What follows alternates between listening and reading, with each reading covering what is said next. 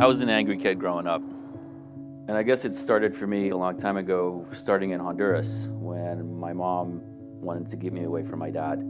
So we fled Honduras, and she brought me to the States back in 1985. When she brought me to the States, she brought me illegally. I already have half brothers and sisters that were living here. They didn't really fully accept me as part of the family. So I grew up in the United States without any kind of status. So I really felt out of place. I had one sister in particular who was very physically and emotionally abusive to me. They used Christianity and hate to really push their agenda of trying to control me and tell me that I was always a bad kid.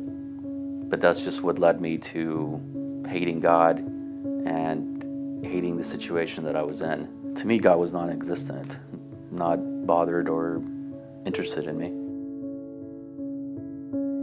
Growing up, I just mostly felt abandoned by my dad. I felt abandoned by my family. I guess mostly I felt abandoned by God. I went to church for my friends. Even though I hated it, it was probably the only consistent thing in my life. When I was 16, there was an opportunity for me to come to New Orleans with the youth group. I did it just because I wanted to be with my friends. I started doing a lot of projects in the Fisher projects down here, and I just felt like God was stirring something in my heart through helping others. And I remember it was going to be another service at night.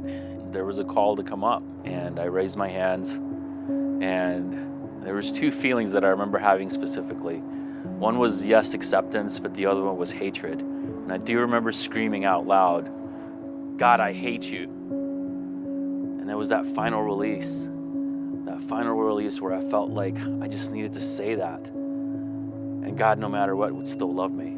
That abandonment just melted away. I never felt like I was going to be alone ever again.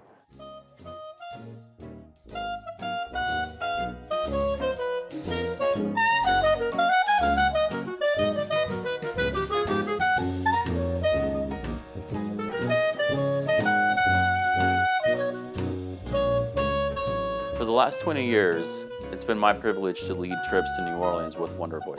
It's something that I treasure.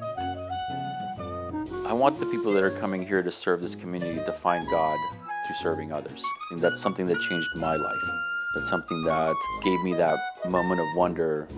Providing that opportunity for others to have that is something that I'll always treasure the rest of my life.